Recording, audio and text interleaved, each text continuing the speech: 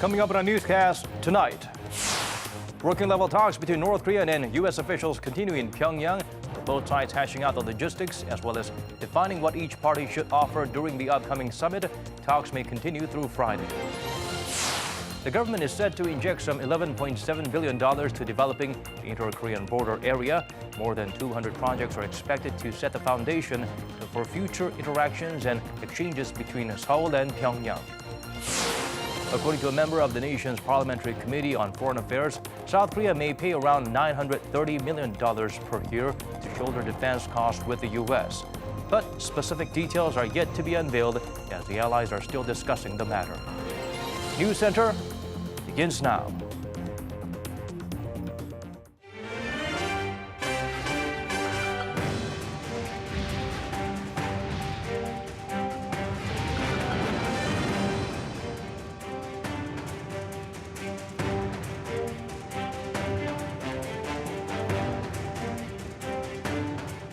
It's 8 p.m. here in Korea, live from our studio in Seoul. This is Arirang News Center. Welcome to our program. Daniel Chae. With the date set, North Korea and the U.S. are busy preparing for their second summit. Working-level talks are on in Pyongyang, with their envoys trying to find common ground to form the basis of a deal and also focus on sorting out logistics as well as other details. Park Hee-jun has our top story. Day 2 of nuclear talks between North Korea and the U.S. in Pyongyang. The U.S. Special Representative for North Korea, Stephen Biegun, is negotiating with his new North Korean counterpart, Kim Hyok-chol, the former ambassador to Spain, about what would presumably be in a deal signed at the next summit. They're aiming to define the steps that North Korea needs to take towards denuclearization, for which the U.S. would offer corresponding measures. And that will lay the groundwork for the two leaders' joint statement. The North could dismantle its plutonium and uranium enrichment facilities, including the Yongbyon nuclear complex. And it could also offer to destroy its ICBMs. In return, the U.S. could offer to set up a joint liaison office in Pyongyang, declare an end to the Korean War, and provide humanitarian assistance. But the key would be the removal of economic sanctions. The negotiators are also likely finalizing the venue for the Kim-Trump summits. President Trump has announced the summit's date and general location, Vietnam, but he did not elaborate on whether it will be in the city of Hanoi or Da Nang. And because there's less than 3 weeks to go until the leaders meet, the two sides are also likely sorting out the general logistics. It's unclear how long Biegun will stay in the North Korean capital. The negotiations have already been extended from the 1 day announced by the State Department. Because it's key to come up with a clear set of agreements to ensure a successful meeting, the discussions could even continue into the weekend. And according to an official at Seoul's foreign ministry, Biegun has promised to share the results of his Pyongyang visit with the South Korean government first. That will likely mean briefing his South Korean counterpart, Lee Do-hoon. Park Hee-jun, Arirang News. Staying with the second Kim-Trump summit set to take place in a matter of weeks, while anticipation builds as to what kind of results the two leaders could produce, some analysts are skeptical the talks will lead to some form of a breakthrough. Kan Young-woo shares with us their views. Considering how historic the first summit between Kim Jong-un and Donald Trump seemed last June, there's been remarkably little progress since then towards the North's denuclearization. With only about 20 days left until their second meeting and talks ongoing to narrow their differences, experts say it might be too much to expect what people are calling a big deal. So at this time that it's already February and we are expecting the summit at the end of February. So there is physically not enough time for the working level negotiations to prescribe all the details for the summit. Instead, the summit's biggest achievement might be both Kim and Trump officially announcing that the two sides will continue to negotiate at the working level to achieve the regime's final and fully verified denuclearization. Other experts point out that the two leaders would face a lot of criticism if they only come out with a small deal, so they might shoot for concrete deliverables in the limited time they have. Two countries, two leaders are under pressure about making a big deal. We'll see how it goes. It doesn't look very easy, but they're under pressure, so I think possibility is still there. Pyongyang wants the sanctions on it to be lifted, but Washington insists that won't happen until North Korea produces a complete list of its nuclear weapons facilities and commits to dismantle all of them under international supervision. So unless there's real progress being made now, the second summit between Kim and Trump could end up being a lose-lose situation. Kang-young-woo, Arirang News. The Standing Committee of South Korea's National Security Council convened this afternoon and agreed to support the second Pyongyang-Washington summit so that it leads to tangible results for the complete denuclearization of the peninsula and permanent peace. According to a press release by the top office, during the meeting, progress made by U.S. Special Representative Stephen Biegun's visit to the North and the working-level talks to fine-tune details of the upcoming summit were discussed. The committee members also examined measures to participate in the Inter-Korean International Olympic Committee meeting, which is where the two Koreas will discuss the formation of a unified team for the 2020 Tokyo Summer Games, as well as potentially co-hosting the Summer Olympics in 2032. The Inter-Korean IOC meeting is set to take place in Lausanne, Switzerland on February 15th. Vietnam will be hosting the hotly anticipated Pyongyang-Washington summit to shed light on which part of the Southeast Asian nation could be the backdrop for the second Kim-Trump meeting, as well as the key reasons Vietnam is chosen as the venue for the big event. Here's our Kim Mo-kyun. The selection of Vietnam as the venue for the second North Korea-U.S. summit seems largely due to matters of convenience and security. The two countries seem to have considered the relatively short travel time for North Korean leader Kim Jong-un to the venue, as well as U.S. President Donald Trump's pre-announced schedule to meet Chinese President Xi Jinping by the end of February. Beyond this, there also seems to be a historical context. Vietnam's war-torn past as a U.S. adversary has transitioned into a close partnership after the two countries established diplomatic ties in 1995. This followed Vietnam's Doi Moi program, Hanoi's drive for broad economic liberalization in the 1980s. With U.S. Secretary of State Mike Pompeo saying it would be a miracle if Kim Jong-un follows the road taken by Vietnam, experts speculate that the Trump administration is hoping this can be a good source of inspiration for the North. North Korea also seems to consider the Vietnamese model as the most viable option to develop its economy while ensuring the stability of the regime, with its Foreign Minister Lee Yong-ho visiting Hanoi last year to learn from the country's economic reforms. Nevertheless, with just around 20 days left before the second summit, the exact location of the Pyongyang-Washington talks still hasn't been announced yet. With no confirmation from the two sides, diplomacy experts have tipped Vietnam's capital city of Hanoi or its port city of Da Nang to be the potential summit venues. They say that Washington is hoping for the talks to be held in Da Nang due to its high security and its past experience of successfully hosting the APEC meetings, whereas Pyongyang is leaning towards Hanoi, where their embassy is located, which could allow them to communicate more easily with officials back home. Kim Mo-kyun, Arirang News.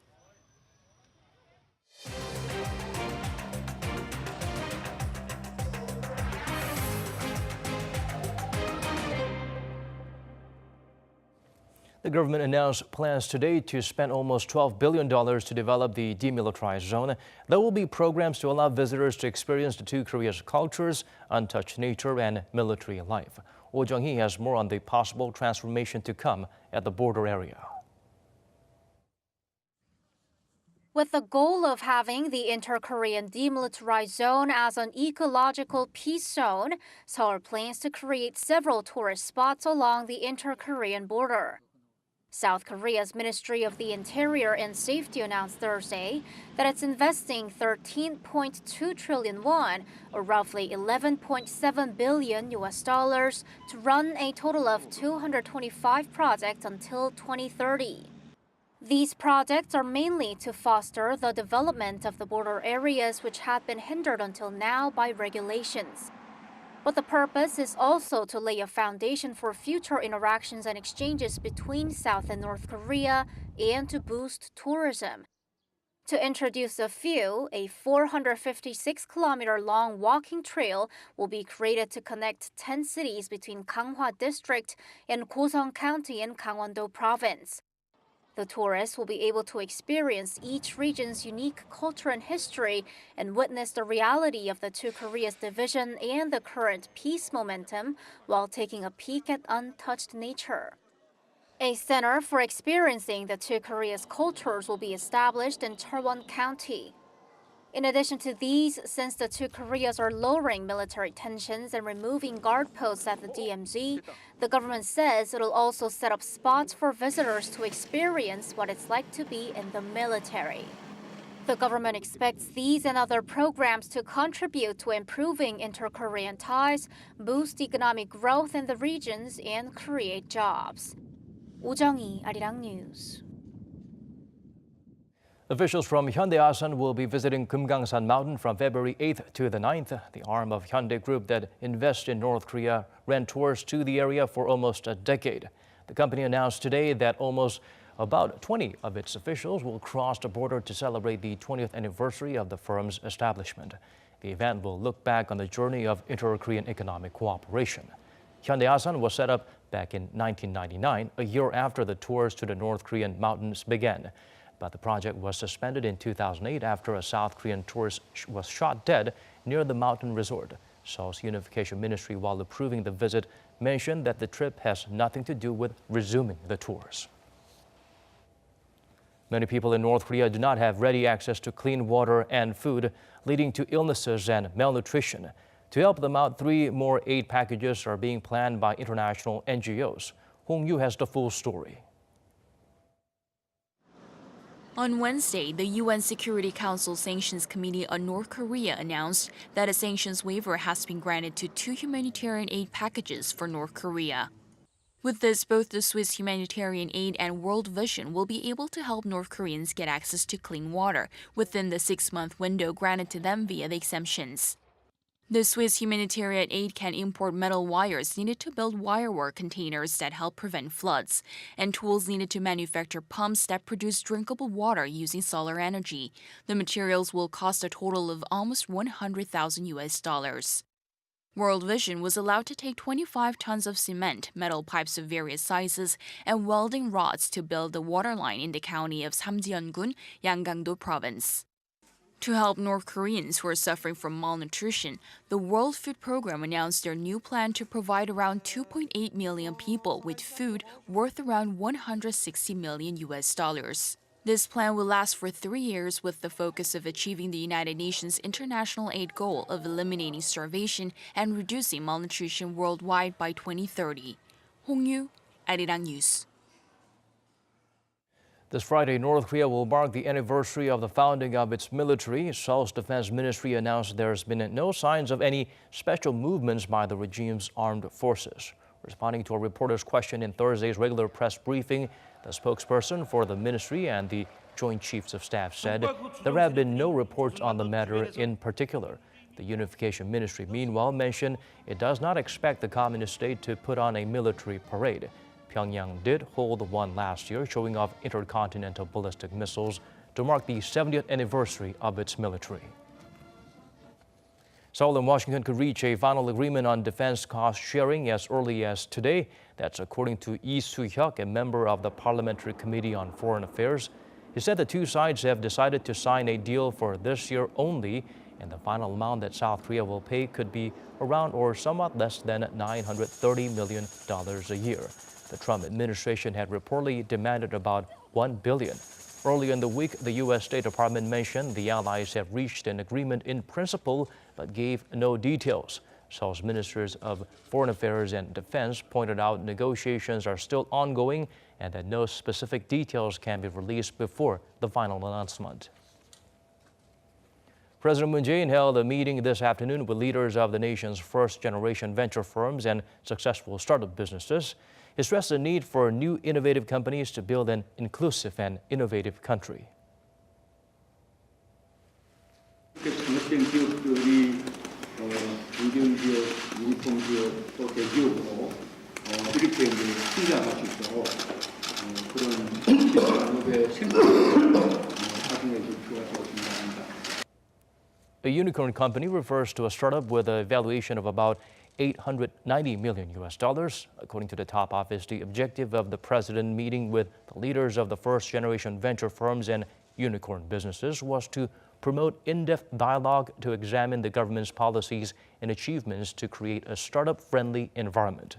Cheongwade also said the South Korean leader will continue to focus on the country's economy. Moon is set to invite the heads of local governments to the presidential office on Friday and will travel to Busan next week as part of his tour of local economies. He will also hold a meeting with self-employed people. Samsung Electronics is not only the world's biggest seller of semiconductors, the tech titan is also a leading purchaser of that item because its IT products need non-memory chips from other suppliers. For details, let's turn to our Koryuni.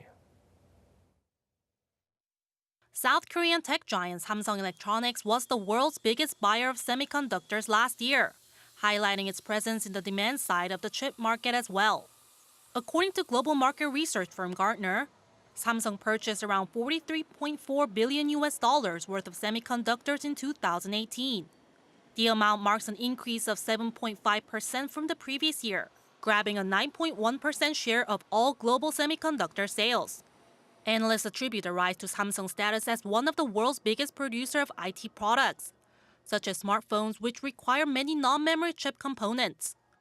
Samsung needs to source its non-memory semiconductor parts from external suppliers because the firm is mainly focused on producing memory chips like DRAM. Separate data provided by research from TrendForce shows that Samsung grabbed the top spot in the smartphone market with the 18.6% of the global market share in the fourth quarter of 2018. To maintain their dominance in smartphones while improving its self-sufficiency rate in components, Samsung announced last month that it will focus on nurturing its non-memory chip business as part of the company's new growth engine.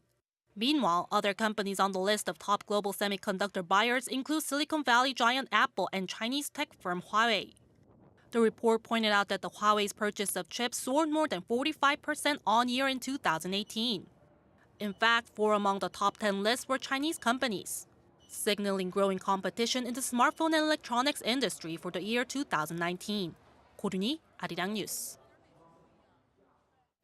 If you're visiting Seoul after the middle of this month, keep in mind that from that point on, taxi rides in the capital would have become more expensive.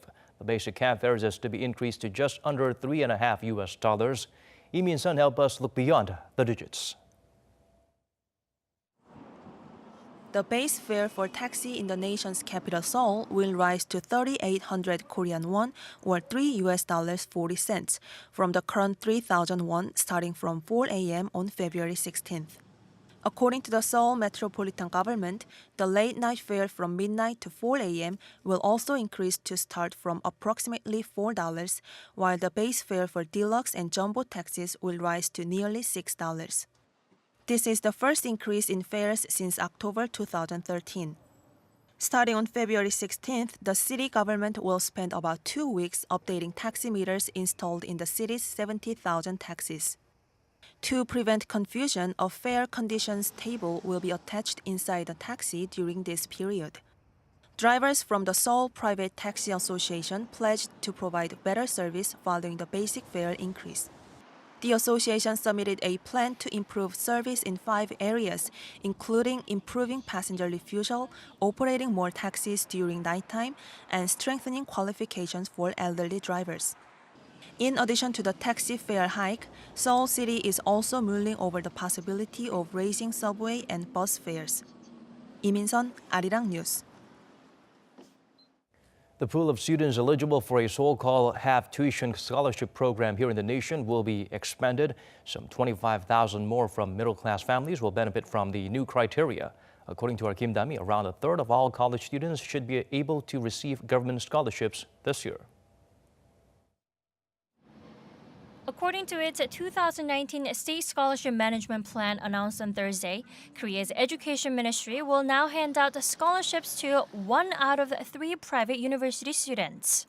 A total of 690,000 students will be eligible to receive scholarships this year, 25,000 more compared to 2018. State scholarships here in South Korea are offered to students from low to middle income families with an average grade of over 80. Based on the country's 11 income brackets, the scholarship amount varies by each tier, with students from the lowest A qualifying for tuition subsidies. The ministry's latest plan will grant more scholarships to a larger segment of the country's middle class. For instance, students whose household income is 120 to 130% of the median income received around $1,200 in scholarships last year. Starting this year, they're eligible for $3,600 under the new and expanded criteria. This year's state scholarship budget has been set at roughly $3.2 billion, down just over $70 million from last year. However, amid a decline in the overall number of students, scholarship funding for enrolled students will not be affected. Kim Da-mi, Arirang News. A new report indicates the world may be experiencing the warmest decade in modern history, a trend that poses a challenge to efforts by countries around the world to curb global warming and reduce the impact of climate change. Oh Soo-young explains further. The planet could be heading towards the warmest decade on record. According to scientists at the UK's Met Office, if temperatures continue to rise according to the forecast for the next 5 years, the decade stretching from 2014 to 2023 will be the hottest in more than 150 years. In fact, figures show that 2018 was the fourth hottest year on record, and that the level of warming over the past 4 years is said to have been exceptional, both on land and in the ocean. The Met Office says 2019 is set to become the second warmest year on record, predicting a 1.1 degrees Celsius rise above the average for the late 20th century. And from now until at least 2023, average global temperatures are forecast to remain above that level. With the possibility of a natural El Niño event raising temperatures further, there's even a risk of annual average global temperature hitting 1.57 degrees Celsius above pre-industrial levels. This would undermine the Paris Climate Agreement reached in 2015, which aims to limit the temperature increase to a 1.5 degree threshold. In a separate report by NASA, scientists underscored concerns regarding the warming of the planet. NASA's report says the impact of global warming can already be seen in coastal flooding, heat waves, intense rain, and changes in the ecosystem, all of which have had damaging repercussions for many societies. Oh Soo-young, Arirang News. South Korean golfer Chae Hassan will make his PGA Tour debut this Friday. The fisherman's swing, which has been a viral hit, helped him gain a faithful following from across the world. Now it's time to show them there's more to him than a unique stroke. Seo Bo-bin provides a glimpse of what to expect. 45-year-old Korean golfer Chae Hassan is making his PGA Tour debut this Friday at the AT&T Pebble Beach Pro-Am tournament. Chae has been the talk of the golfing world since last year, when videos of his signature fisherman swing went viral on the internet. Chae had twice won tournaments on the Japan Golf Tour, most recently last November when he won the Casio World Open. Chae is currently ranked 194th in the world. With no PGA Tour card, Chae got a sponsor's exemption to take part in the tournament at Pebble Beach. Chae's popularity was apparent when he arrived in the U.S. Online, golfer Ryan Ruffles posted photos taken with Chae, saying he'd met his idol. And NFL player Aaron Rodgers posted the Korean phrase for "Let's play golf." The PGA homepage even put up an article titled "Everything You Should Know About Chae Hassan." In a press conference, Chae has expressed pride in his swing, saying it's his contribution to golf and he loves it. The AT&T Pebble Beach Pro-Am tournament teams up pairs of professionals and amateur golfers. Chae's partners will be actor Chris O'Donnell and Aaron Rodgers, the football player. Seo Bo-bin, Arirang News.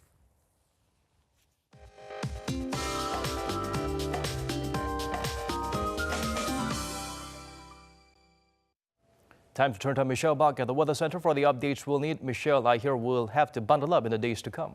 Yes, Daniel, a cold, stinging wind is blowing across the country and sending the mercury plunging tonight. Now, most places are under cold wave advisories. Now, our Friday afternoon will be mostly cloudy, but gladly with good air quality. And however, temperatures will remain low, about 1 to 4 degrees Celsius lower than today. And by the morning, the mercury is expected to drop down to minus 10 degrees Celsius in Seoul, Chuncheon at minus 12, while Daegu and Gyeongju begins at minus 7 and minus 6 degrees respectively. And the readings will stay below freezing in Seoul even in the afternoon at -1 degrees, while Busan is much warmer, rising up to 7 degrees. And other than the southern parts of the country, the sky will remain dry for the next couple of days. And through our weekend, there's going to be strong winds, keeping the mercury down to near -10 degrees Celsius. Now, we will gradually return to the seasonal readings starting next Tuesday. I'll leave you with the weather conditions around the world.